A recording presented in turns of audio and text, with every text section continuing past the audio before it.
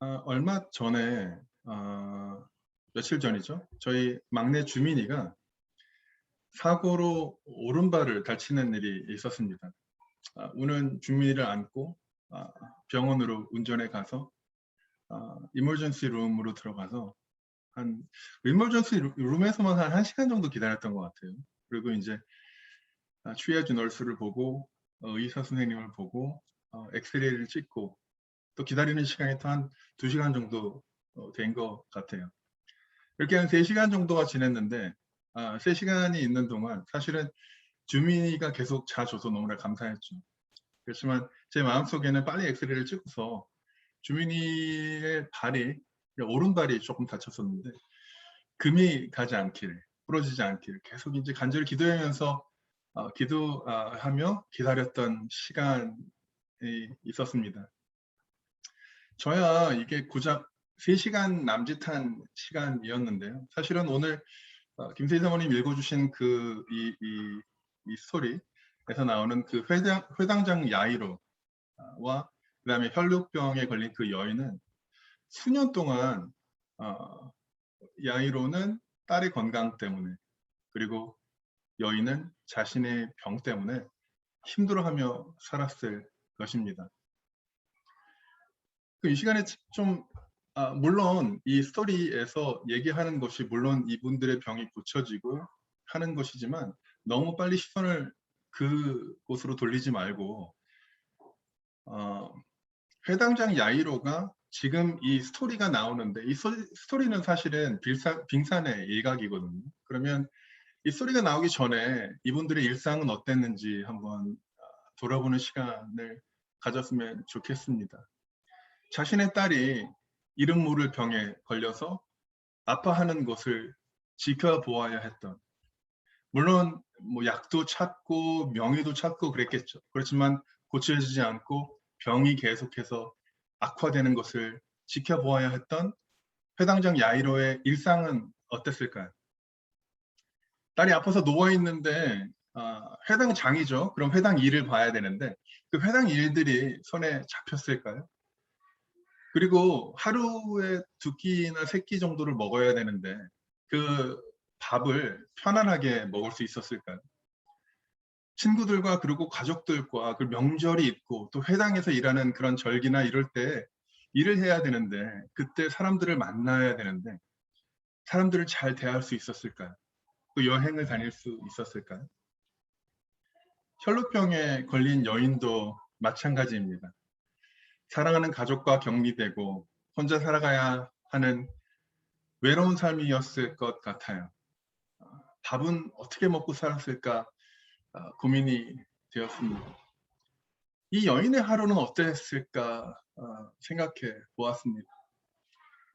지금 그 가족들과 같이 살아가고 있는 것이 아니라 지금 격리되어서 살아가고 있는데 자기가 사는 곳을 나갈 수는 있었는지, 어떻게 하고 살았는지, 그리고 나가고는 싶었는지 고민하는 시간이 있었습니다.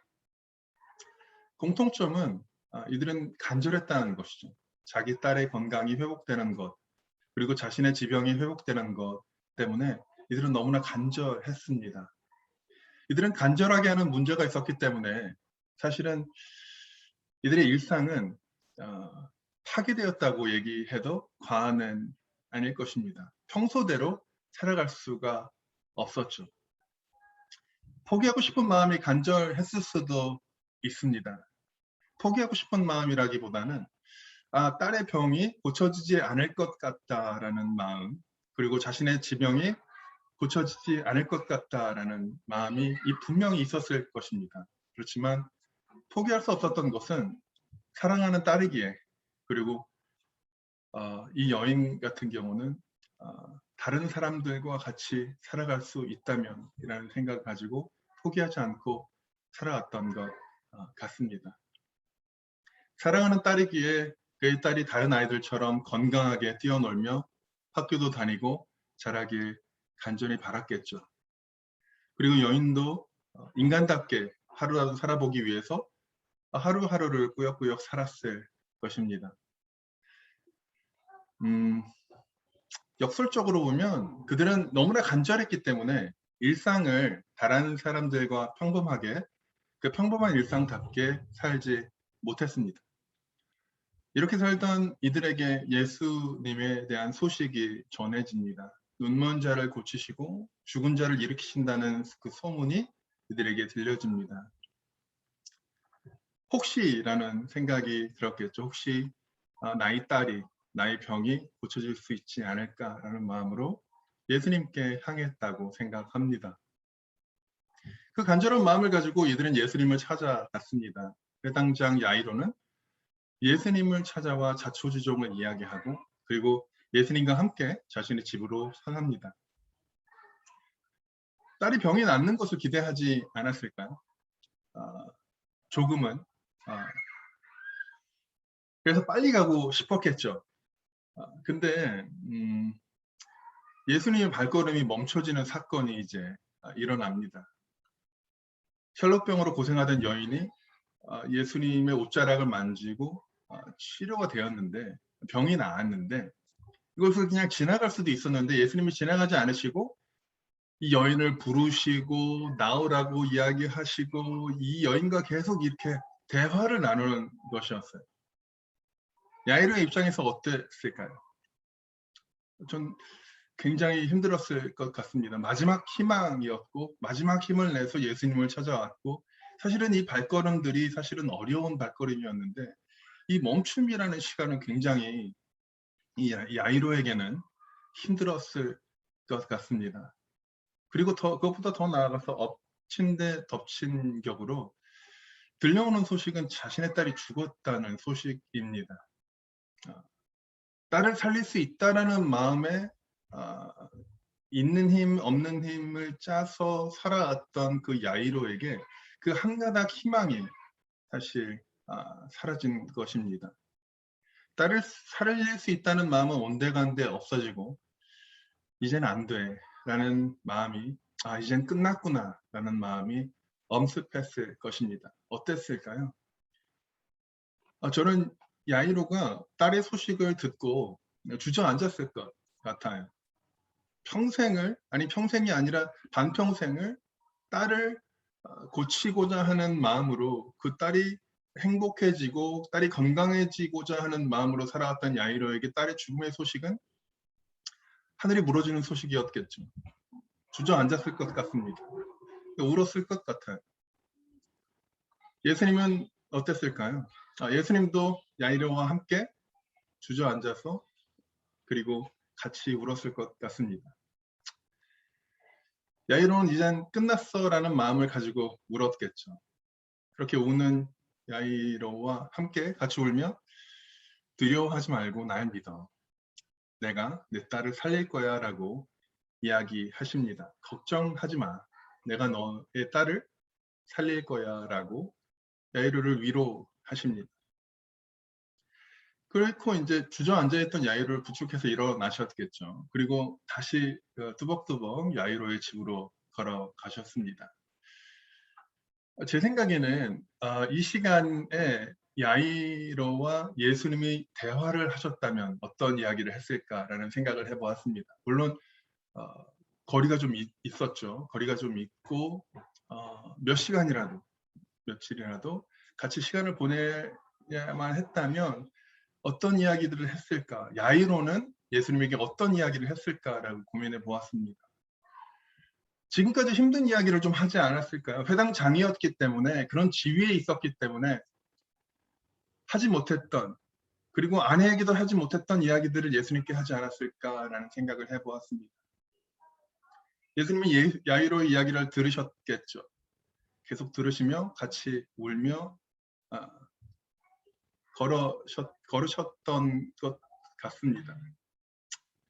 야이로가 마음을 졸이며 눈물로 기도했던 시간들, 의사들을 찾아다닌 시간들, 실패했던 시간들, 하나님을 진노라고 이야기하며 주변 사람들에게 실현당한 이야기들, 세상 아무도 이해하지 못했 것 같던 그런 외로웠던 시간들, 이런 이야기들을 예수님께 이야기하지 않았을까. 그리고 예수님은 그 이야기를 듣고 계속해서 같은 이야기로 야이로를 격려하지 않았을까라고 생각해 보았습니다. 그렇게 위로하시는 것뿐만이 아니라 이런 것이 있죠. 얘기를 계속 들어주기만 하면 사실은 정말 큰 위로가 되진 않습니다. 어느 선에 지나선 사실은 낙심하는 마음을 돌이켜 세우기는 사실 쉽지 않습니다. 그러나 예수님이 하시는 말은 얘기를 들어주실 뿐만이 아니라 공감하시는 것뿐만이 아니라 구체적인 그 문제, 야이로의 딸을 꼭 살리시겠다고 이야기하고 자신을 믿으라고 이야기하십니다.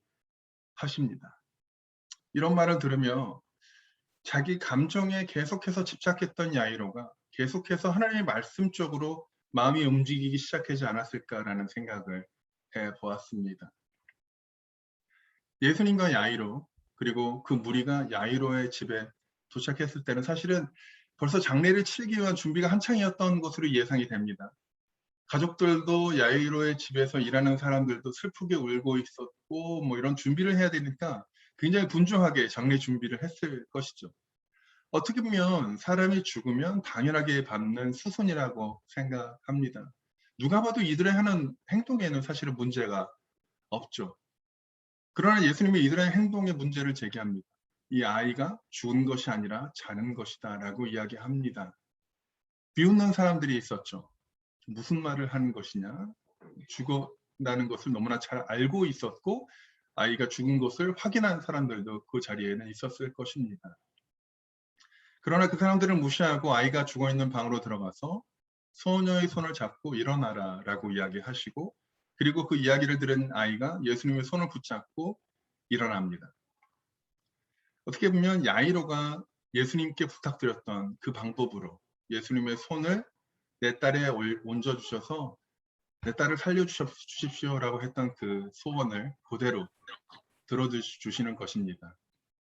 그리고 소녀는 예수님의 손을 잡고 일어나 걸었습니다.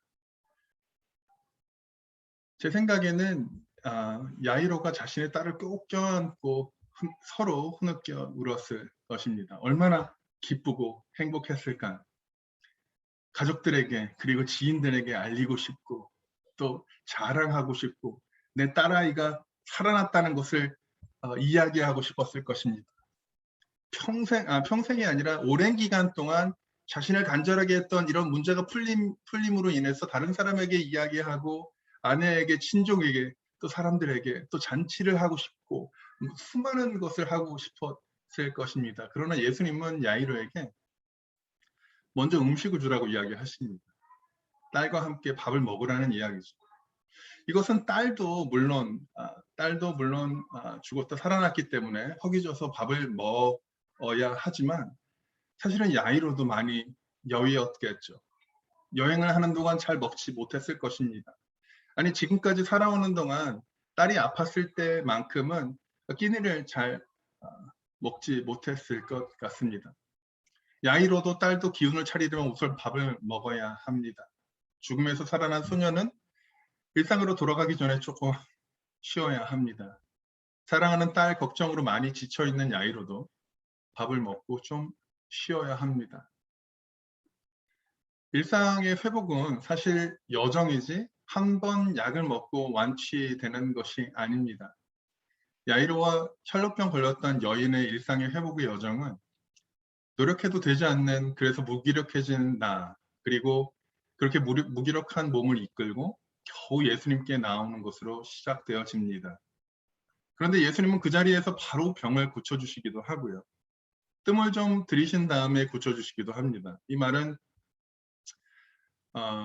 모든 사람의 상황이 다 다르다는 것을 이야기합니다. 이유는 병을 고치는 것이 다가 아니라 사실은 그 일상을 파괴하였던 그 병을 고침과 동시에 그동안 무너져 있었던 일상을 회복하는 일이 사실은 이 여정이고, 사실은 훨씬 더 생각하는 것보다 헤쳐나가야 되는 것들이 많이 있다는 것입니다. 야이로와 여인은 자신의 딸의 병이 낫는 것, 그리고 자신의 혈루병이 낫는 것에 집중되어 있었지만 예수님은 그 병을 넘어 그들이 겪어야 하는, 그들이 넘어야 되는 다른 산들도 고려하셨던 것 같습니다. 그들이 상처받은 마음들, 그리고 일상으로 되돌아갔을 때 부딪혀야 하는 수많은 문제들도 함께 보고 계셨죠. 그렇게 야이로와 길을 걸으며 대화하는 시간이 필요했을 것이고요.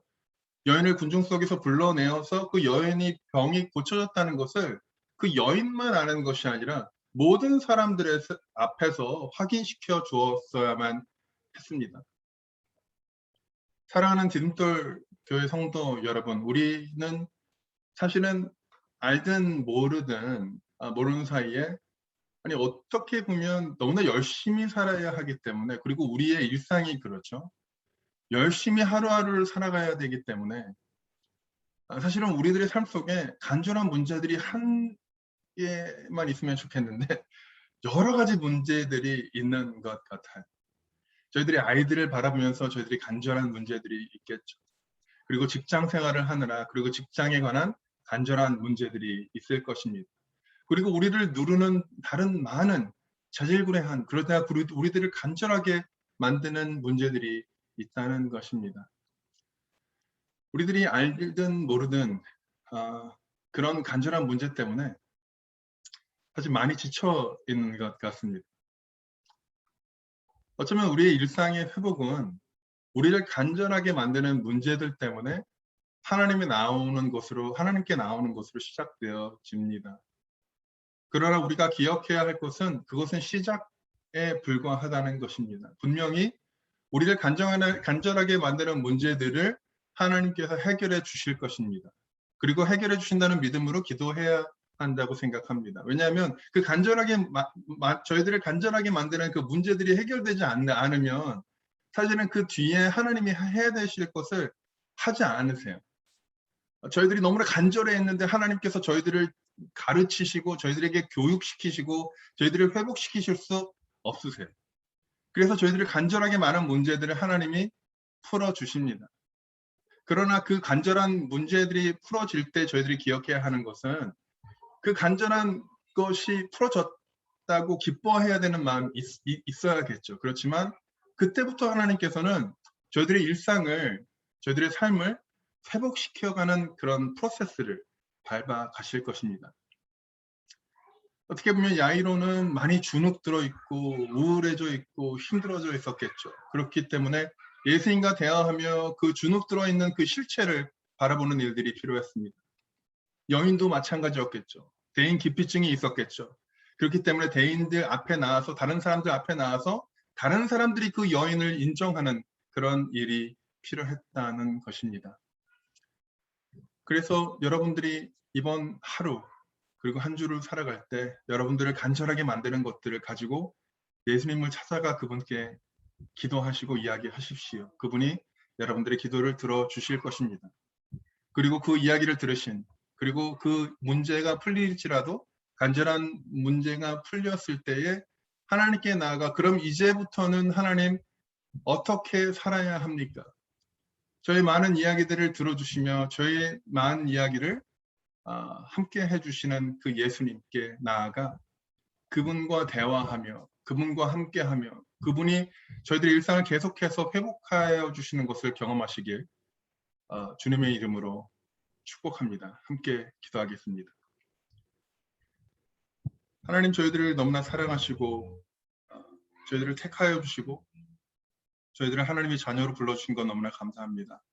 그럼에도 불구하고 저희들을 누르는 간절한 기도 제목이 있다는 것을 고백합니다. 하나님, 그 기도 제목을 가지고 하나님께 나아갑니다. 하나님, 저희들이 간절한 기도 제목을 들어주시옵소서.